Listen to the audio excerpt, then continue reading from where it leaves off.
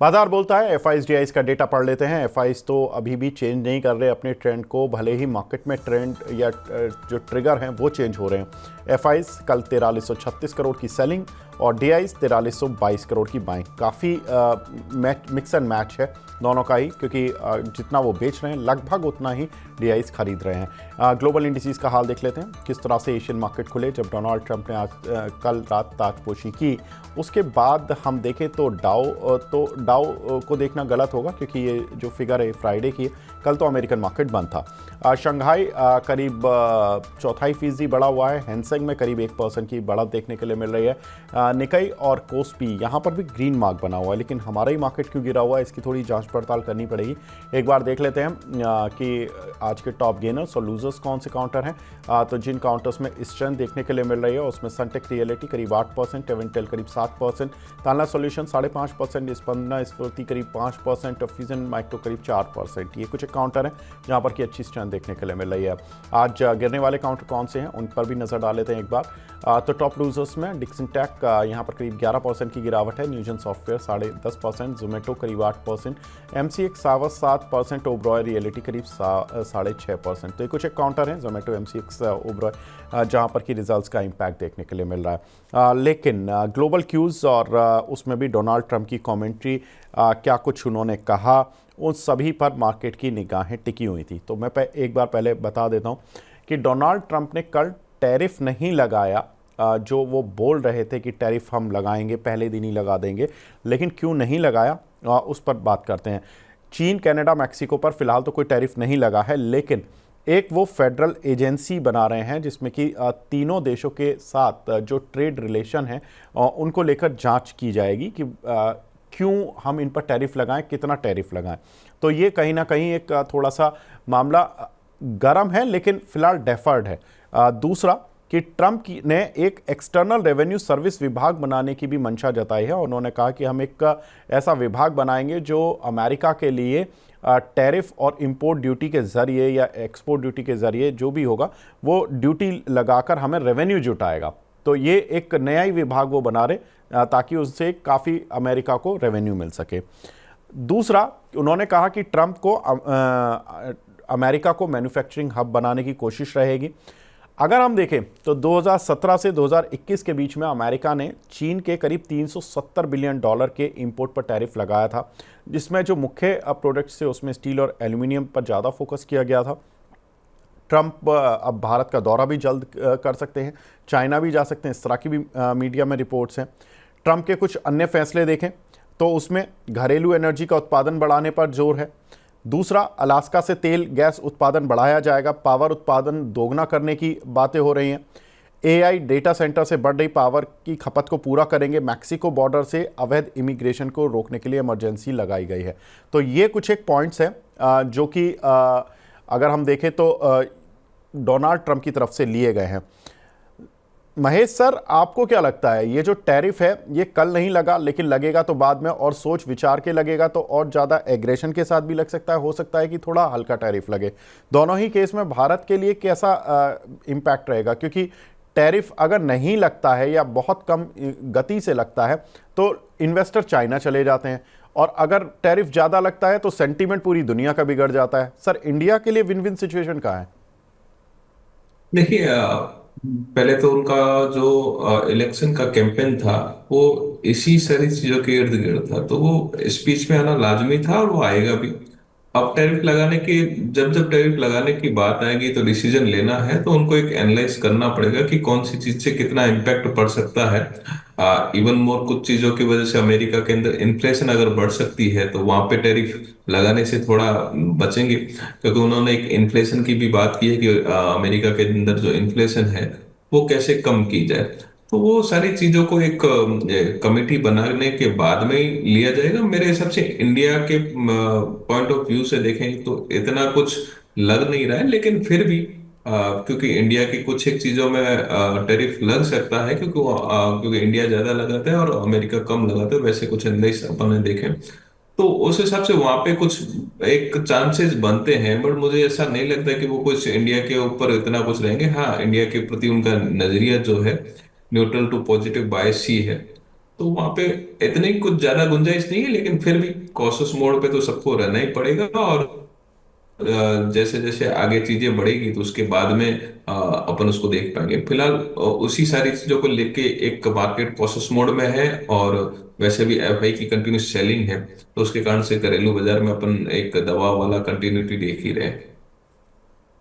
जी sir, एक और important चीज़ जो कि हमने देखा कि घरेलू एनर्जी बढ़ाने पर वो जोर दे रहे हैं, और अलास्का से भी वो कह रहे हैं कि तेल गैस के रिज़र्व काफ़ी ज़्यादा हैं। मैं पढ़ रहा था कहीं पर कि 8 बिलियन बैरल के वहाँ पर तेल के रिज़र्व हैं।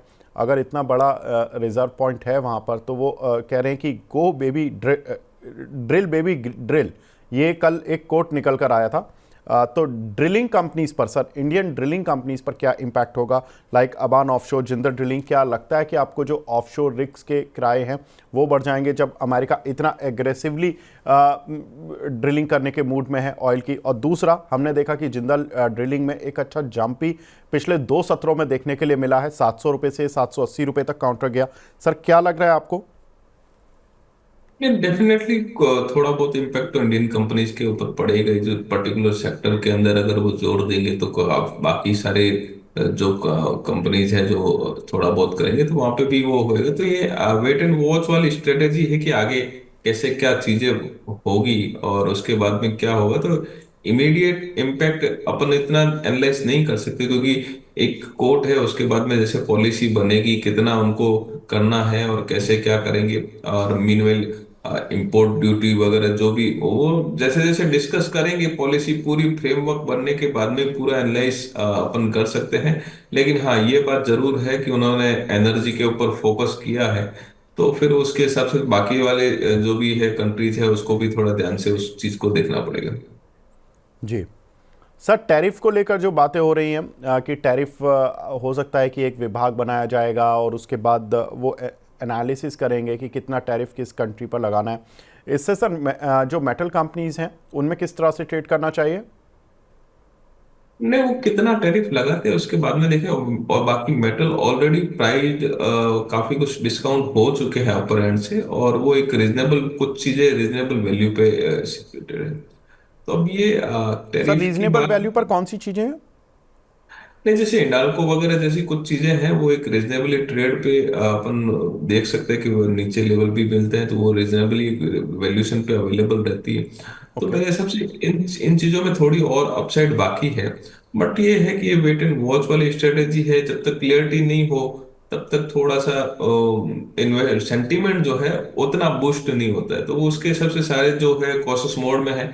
अब ये जो अनसर्टनिटी है, अब ओवर पीरियड है, आज या एक दो दिन और थोड़ा सा हम देख लेंगे, उसके बाद में नीट एंड क्लियर पॉलिसी आएगी। तो जो भय वाली भय के कारण जो जो भी चीजें हम देख रहे थे वो सारी चीजें हो जाएगी, और जो भी एक्चुअल फैक्ट है उसके ऊपर काम होगा। लेकिन ये बात जरूर है कि इन्वेस्टर स्पेसिफिक अभी एग्रेसिव ट्रेड जो है वो बनाने के मूड में बिल्कुल नहीं है, तो सब कॉशियस मोड में है। तो उसके कारण से थोड़ा इम्पैक्ट अपने को फिलहाल सारी जगह पे देखने को मिला हुआ है। ठीक है, आगे बढ़ते हैं। एक जो इम्पैक्ट उनके राष्ट्रपति बनने के बाद आया वो वहाँ के स्टॉक मार्केट पर तो नहीं दिखा, क्योंकि कल वहाँ पर स्टॉक मार्केट क्लोज था। लेकिन डॉलर इंडेक्स जरूर गिरा, क्योंकि मार्केट को लगा कि शायद ट्रंप टैरिफ लगाने के अभी फ़िलहाल मूड में नहीं है, या थोड़ा डिले होगा, उतना एग्रेसिव नहीं होंगे। उसको लेकर जो बातें चली, उसकी वजह से डॉलर इंडेक्स जो लगातार बढ़ रहा था वो कल गिरता हुआ दिखाई दिया, करीब 1%। ये एक दुनिया भर की करेंसीज के लिए थोड़ी राहत भरी बात थी, जिसकी वजह से हमने देखा कि सुबह एशियन मार्केट्स ग्रीन में भी खुले थे। दूसरा कि कच्चे तेल, सोना, कॉपर, इन सभी कमोडिटीज़ की प्राइजेस में थोड़ी गिरावट देखने के लिए मिली। महेश सर, कैसे देख रहे हैं सर डॉलर इंडेक्स को और कमोडिटी प्राइजेस को डोनाल्ड ट्रंप के आने के बाद, और क्या कुछ इम्पैक्ट होगा उनसे जुड़े हुए शेयरों पर? नहीं, डेफिनेटली मुझे लगता है कि डॉलर इंडेक्स एक अब रेंज बाउंड होना चाहिए। और जो जो एग्रेसिव, जिसके कारण से वो लोग सारे मार्केट के अंदर जो करेंसी को लेकर एक डॉलर के प्रति जो रुझान बढ़ रहा था, अब वो कूल डाउन होता हुआ नजर आएगा। कहीं ना कहीं पे एक स्टैगर्ड वे में या स्टडी वे में एक डॉलर इंडेक्स जो है वो ट्रेड करता हुआ नजर आएगा। मीनवेल कमोडिटी की बात करेंगे तो कमोडिटी के अंदर जो प्राइस थोड़ा सा जैसे कि वो एग्रेसिव हो रहे हैं, तो काफी कुछ चीजों के अंदर एक अपने को थोड़ा सा एक कॉम्पिटिटिवनेस शायद देखने को मिल जाए। तो ये उसके कारण से ही सारी चीजों के अंदर थोड़ी थोड़ी अपने को इक्वली नजर आई है। तो मेरे हिसाब से थोड़ा कॉम्पिटिटिवनेस थोड़ा और बढ़ने की उम्मीद है। और उसके अंदर टैरिफ वॉर तो थोड़ा बहुत रहेगा ही। एग्रेसिव टैरिफ वॉर में वो जा नहीं रहे हैं, और ये स्ट्रेटेजी बिल्कुल सही लगती है कि एक एनालाइज करने के बाद में अगर टैरिफ वॉर करेंगे तो उतने कुछ ज्यादा कुछ घबराने की जरूरत नहीं है। लेकिन ये चीज डेफिनेटली है कि वो थोड़ा टैरिफ वॉर तो थोड़ा होगा। बेसिकली चाइना के ऊपर है या दूसरे देशों पे उन्होंने स्पेसिफिक बोला है। तो वहां पे थोड़ा सा टैरिफ वॉर लगेगा। मेरे हिसाब से इंडिया के हिसाब से कुछ ना कुछ अपॉर्चुनिटी भी बनेगी। अगर चाइना के ऊपर टैरिफ वॉर होगा तो कुछ ना कुछ इंडिया के लिए भी वहां पे अपॉर्चुनिटी बनेगी। लेकिन देखते हैं कि वेट एंड वॉच करते हैं कि वो कौन सी अपॉर्चुनिटी बनेगी और कहाँ पे वो अपन अपॉर्चुनिटी उसको ग्रैब कर सकते हैं। ठीक है, तो अपॉर्चुनिटी का इंतज़ार करना होगा और कहाँ पर बनेगी। अब ये टैरिफ लग ही जाते हैं या कुछ बातें उन पर क्लियर आ जाती हैं तभी कुछ मार्केट में इन पर्टिकुलर सेक्टर्स को टच करना होगा। ठीक है, आगे बढ़ते हैं सर। जहाँ पर टच कर सकते हैं वहाँ पर रिजल्ट्स का जो इम्पैक्ट है वो देख लेते हैं। एमसीएक्स आज गिरा हुआ है और रेवेन्यू में करीब 5.5% का जंप देखने के लिए मिला, नेट प्रॉफिट में 4% का जंप देखने के लिए मिला। हालांकि स्ट्रीट की एक्सपेक्टेशन थी कि कंपनी का जो प्रॉफिट आएगा वो बढ़कर करीब 172 करोड़ आएगा, लेकिन 160 करोड़ आया। रेवेन्यू भी थोड़ा स्ट्रीट की एक्सपेक्टेशन से करीब 5-6% कम आया। सर कैसे देख रहे हैं एमसीएक्स को in the long run? Over valued हो गए थे सारे स्टॉक्स के अंदर। तो वो मार्केट कुछ ना कुछ ट्रिगर देख रहा था कि जहाँ पे एक ट्रिगर मिले और वापस से प्राइस वैल्यू जो है वो करेक्ट किए जाए। ओवर लॉन्गर टर्म पीरियड फिर भी अच्छे हैं। लेकिन एक प्राइस एक्स्ट्रा ऑर्डिनरी अगर हाइक हो जाता है तो थोड़ी बहुत उसके अंदर करेक्शन आना भी जरूरी है। तो वही एक ट्रिगर मिल गया, बिलो एक्सपेक्टेशन रिजल्ट आया, वहां पे थोड़ी सी अपने को प्रॉफिट बुकिंग देखने को मिल रही है। मिल कुछ एक दूसरे स्टॉक्स है वहां पे एक अच्छा खासा डाउनसाइड भी देखने को मिल रहा है जैसे आपने डिस्कस किया। तो ये बिलो एक्सपेक्टेशन के कारण से थोड़ी सी यहाँ पे है। एमसीएक्स में ओवरऑल नजरिया पॉजिटिव है, लेकिन बिलो एक्सपेक्टेशन है थोड़ा। स्टॉक एक लोअर कंसोलिडेशन में थोड़ा जाना चाहिए। जी सर, दो चीज़ें जो आपने बताया कि ओवर वैल्यूड था। दूसरा, मैं ये भी जानना चाहता हूँ कि अब जैसे डोनाल्ड ट्रंप आ गए हैं, हालांकि हर चीज़ आजकल डोनाल्ड ट्रंप से ही कनेक्ट करनी पड़ रही है, लेकिन अगर दुनिया भर में कमोडिटीज़ की जो वॉल्यूम है या प्राइजेज़ हैं, अगर नीचे आते हैं, प्राइजेज़ नीचे आते हैं तो सर वॉल्यूम थोड़ा कम हो जाता है, या एक्स्ट्रा बिट ऑफ प्राइस अगर मूवमेंट तेज हो जाता है और ऊपर की वैल्यू पर सस्टेन करता है तब भी वॉल्यूम कम हो जाता है। सर जब नीचे अगर कमोडिटीज़ आ जाती हैं, अगर जो जैसा क्रूड ऑयल को लेकर वो ऑफशोर ड्रिलिंग पर जा रहे हैं, बहुत सारी कमोडिटीज़ टैरिफ लगने के डर से थोड़ा सा शांत हो गए हैं, लोग ट्रेड थोड़ा कम कर रहे हैं बाय साइड का, तो इसकी वजह से वॉल्यूम ड्राइड अप हो सकते हैं। ये भी एक इम्पैक्ट डालेगा कि एमसीएक्स पर शॉर्ट टर्म में? डेफिनेटली थोड़ा बहुत इम्पैक्ट ये सारी चीजें डालती है। और फिलहाल सारे जगह पे एक कॉशियस मोड है, तो वहाँ पे एक ट्रेडिंग जो पैटर्न है एग्रेसिव बनता नहीं है। उसके कारण से वॉल्यूम थोड़े ड्राइड अप हो ही जाते हैं। तो उसके कारण से ही अपने मार्जिन में भी प्रेशर देखने को मिलेगा और इनके कहीं ना कहीं पे रिवेन्यू जो है वो भी थोड़े कम होते हुए दिखाई देंगे। अब देखेंगे तो सारी ब्रोकिंग इंडस्ट्री के भी नंबर जो है वैसे नहीं है जो पिछले जो एक दो क्वार्टर में थे। अब वो थोड़े से स्लो डाउन हो चुके हैं। तो ये सारे चीजें एक दूसरे से लिंक है, और कहीं ना कहीं पे ये थोड़ा और अपने को 10-15 दिन महीना और देखने को मिलेगा कि कौन सी चीज में कैसे लाइन अप हो रहा है। तो ये आपकी बात बिल्कुल सही है, मैं आपकी बात से बिल्कुल एग्री करता हूँ कि ये थोड़ा सा उसका इम्पैक्ट भी अपने को देखने को मिलेगा। हालांकि कूल डाउन एकदम प्राइस कूल डाउन हो गया उसके बाद में अगर कुछ स्ट्रेटेजी क्लियर हो जाती तो वॉल्यूम वापस से जो है पिकअप कर लेंगे। लेकिन उसके लिए एक टाइम लगेगा। तो उतने टाइम का जो वॉल्यूम अगर कम होगा तो वो नंबर्स के अंदर मार्जिन के अंदर जो है इफेक्ट करेंगे। बिल्कुल। एक बैंक और एक एनबीएफसी जिसके नतीजों पर हम बात करेंगे। J and K bank sir, net interest income bank की करीब 18% बढ़ी, प्रॉफिट 26% बढ़ा, लेकिन स्ट्रीट डर जाता है जब कोई भी बैंक ये बोलता है कि एनपीए बढ़ गया। एनपीए भी बढ़ा है, एनपीए बढ़ा है करीब 0.85 से 0.94 और ग्रॉस एनपीए 3.95 से 4.08। किस तरह से देखना चाहिए सर, एनपीए को देखें या प्रॉफिट फिगर को देखना है? नहीं, प्रॉफिट फिगर को ज्यादा देखना चाहिए क्योंकि स्टॉक के अंदर और अपसाइड की वैल्यूएशन है मेरे हिसाब से। बट एनपीए थोड़ा सा बड़ा है तो प्रोसेस मोड तो रहता ही है। एनपीए बढ़ने का रीजन जो है वो भी वॉच आउट करेंगे, और कहीं ना कहीं पे काफी टाइम से एक अच्छे नंबर्स जो है पोस्ट कर रहे हैं। एनपीए थोड़ा सा ज्यादा बड़ा है मार्केट के हिसाब से, लेकिन मेरे हिसाब से ये आने वाले क्वार्टर में एडजस्ट हो जाना चाहिए। तो ये अभी फिलहाल आप प्रॉफिट पे ध्यान दे तो ज्यादा बेटर है, लेकिन अभी मार्केट के अंदर प्रेशर है तो थोड़ा बहुत प्रेशर सब जगह पे देखने को जरूर मिल सकता है। ठीक है। एल&टी फाइनेंस सर, इसमें भी देखें तो करीब 14% का जंप कंपनी के रेवेन्यू में आया, लेकिन प्रॉफिट 2.5% गिर गया। कैसे देखें सर एल&टी फाइनेंस को इन द लॉन्गर रन? तो फिलहाल स्टॉक काफी टाइम हो गए, काफी क्वार्टर हो गए, कुछ ऐसे अनएक्सपेक्टेड या फिर अच्छे नंबर जो है कंपनी के एंड से अपने को देखने को नहीं मिले हैं। तो ये कुछ एक रीजन है जहाँ पे एक और फाइनेंस के लिए फिलहाल थोड़ी सी नेगेटिव बायस मार्केट के अंदर बने हुए, तो वहाँ पे कुछ अच्छे अट्रैक्टिव वैल्यूएशन भी ऐसा लगता नहीं कि ओवर ए लॉन्गर पीरियड कुछ रेवेन्यू या फिर अच्छा पैसा वेल्थ क्रिएट होगी। तो ये सब में न्यूट्रल व्यू के हिसाब से जा सकते हैं, क्योंकि L N T finance, L N T अच्छी कंपनी है fundamentally, but over a period wealth creation शायद नहीं बन पाता ऐसी सारी चीजों में, तो उसके हिसाब से एक न्यूट्रल बायस ही भी बनता है। ठीक है, आगे बढ़ते हैं सर। कुछ एक नतीजे जो आज आने वाले हैं उसमें केईआई और पीएनबी हाउसिंग के नतीजे हैं। कैसा लग रहा है सर आपको इन दोनों काउंटर पर रुझान? देखिए केईआई के हिसाब से देखें तो केईआई हमारा वैसे भी प्रिफर्ड रहा है, लेकिन केईआई में फिलहाल क्यूआईपी वगैरह भी हुए थे, तो केईआई पे व्यू थोड़ा सा बुलिश है।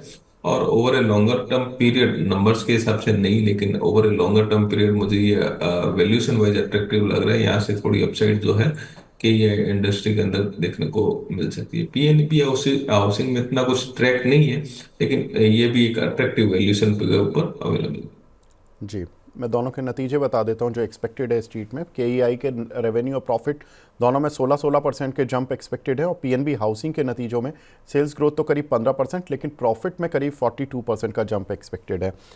लेकिन सर को लगता है कि केईआई थोड़ा ज़्यादा वैल्यू पर मिल रहा है as compare to PNB housing.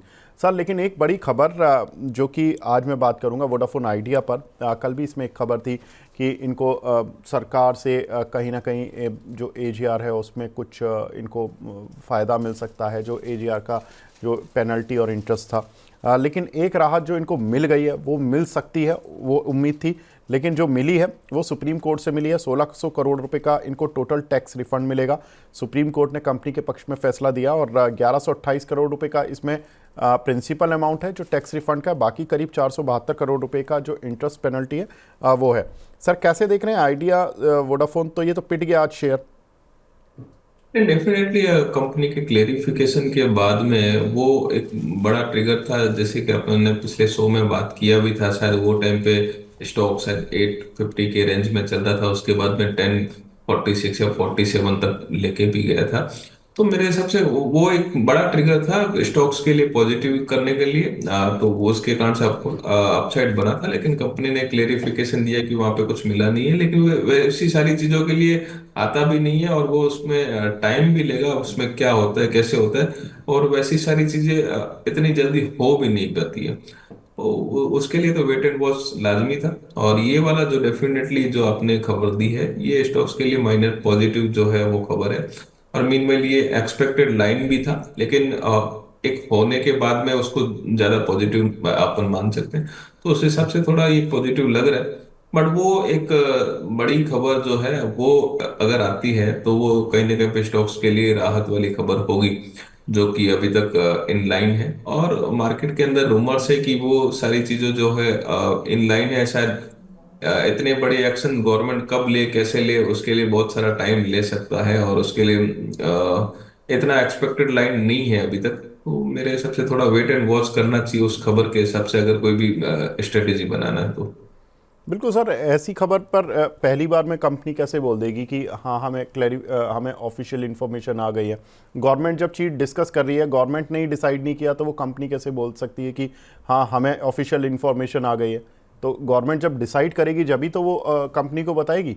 तो ये तो ऑफ कोर्स यही स्टेटमेंट आना था, और मार्केट ने हालांकि उसको जो एक एक्स्ट्रा बिट ऑफ इन्वेस्टर या ट्रेडर्स जो थे जो इसके साथ कल अटैच हुए थे वो सारे अलग हो गए, तो ये काउंटर इसलिए आज 5% नीचे है। लेकिन सर एक काउंटर जोमेटो, यहाँ पर कल नतीजे आए थे, इस काउंटर की अच्छे से पिटाई हो गई है नतीजों के बाद। कल ये एक समय पर 250-55 चल रहा था, नतीजों के बाद पिटा करीब 230 तक आया, आज 210-15 की रेंज में आ गया।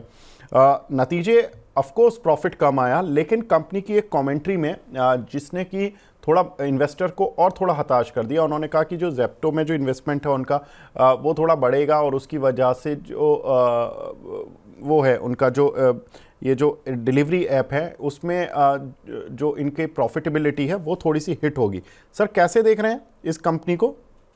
नहीं, डेफिनेटली कंपनी के नंबर्स जो थे पिछले कुछ क्वार्टर से के काफी बढ़िया थे, लेकिन ब्लिंकिट जो है वो काफी कुछ अच्छे नंबर उनको दे रहा था, तो कंपनी ने माफ कीजिएगा सर, वही। मैंने जेप्टो बोल दिया, ब्लिंकिट इनका ब्रांड है। यस, ब्लिंकिट, तो ब्लिंकिट में इन्वेस्टमेंट कर रहे हैं। यस। हाँ, तो ब्लिंकिट में जो इनके नंबर थे वो उन्होंने बोला कि ब्लिंकिट का गाइडलाइन जो है वो उतना अच्छा आगे एक्सपेक्टेड नहीं है। मार्केट वैसे इतना रिएक्ट नहीं करता था अगर मैनेजमेंट ही अगर अपने स्टॉक्स के बारे में नेगेटिव कमेंट्स दे देगा, हालांकि वो जो भी है फैक्ट्स उनको देने ही पड़ेंगे, लेकिन कुछ नेगेटिव कमेंट आने के बाद में मार्केट का रिएक्शन जो है थोड़ा सा हार्ड हो जाता है कंपेयर टू नॉर्मल। तो यही सारी चीजें हैं कि भाई ये तो वेट एंड वॉच करने का टाइम है। और जोमेटो आप देखेंगे तो ऊपर में 92-95 तक के लेवल फिलहाल अभी रिसेंट में हाई गया था, उसके बाद में कंटिन्यू डाउन साइड मूवमेंट ही था। तो ये कहीं ना कहीं पे लगता था कि ये लोअर कंसोलिडेशन होगा, लेकिन 220-235 ये रेंज होगी, लेकिन आज उससे भी नीचे कर दिया। और नेगेटिविटी जो कमेंट के बाद में आई है वो स्टॉक्स के अंदर थोड़ा प्रिफर करती है। बट ये ठीक है, एक आधा क्वार्टर कोई हो सकता है कि स्लो डाउन में चले जावे, बट ओवर ए पीरियड तो ग्रोथ आनी है। आप भले मैनेजमेंट ने एक दिया, लेकिन अगर रिसेंट में आप देखेंगे इतने सारे क्यूआईपी हुए हैं, तो क्यूआईपी को कुछ ना कुछ आगे की उन्होंने पाइपलाइन गाइडलाइन जो भी देने के बाद में इतने बड़े फंड इंसर्ट करते हैं। तो मेरे हिसाब से कहीं ना कहीं पर over a longer period strategy positive side ही है, लेकिन शॉर्टर टर्म एक दो क्वार्टर के अंदर पेन देखने को मिल सकता है जैसे कि उन्होंने गाइड किया है। बट मेरे हिसाब से अभी भी स्टॉक्स के अंदर अपसाइड की वैल्यूशन है, और अगर किसी को लॉन्गर टर्म पीरियड के हिसाब से होल्ड करना है तो किया जा सकता है, लेकिन एक बार का जी ये कंसोलिडेशन शायद हो सकता है कि 190 से 215 के बीच में कंसोलिडेट करे। बिल्कुल, तो 197 से 215 के बीच में हो सकता है कंसोलिडेट होता हुआ दिखाई दे, और 212 की रेंज पर तो आ ही गया। तो अब कंसोलिडेशन वाले फेस में घुस चुका है शेयर, क्योंकि जितना इसको पनिशमेंट मिलना था एक बार का तो मिल चुका है।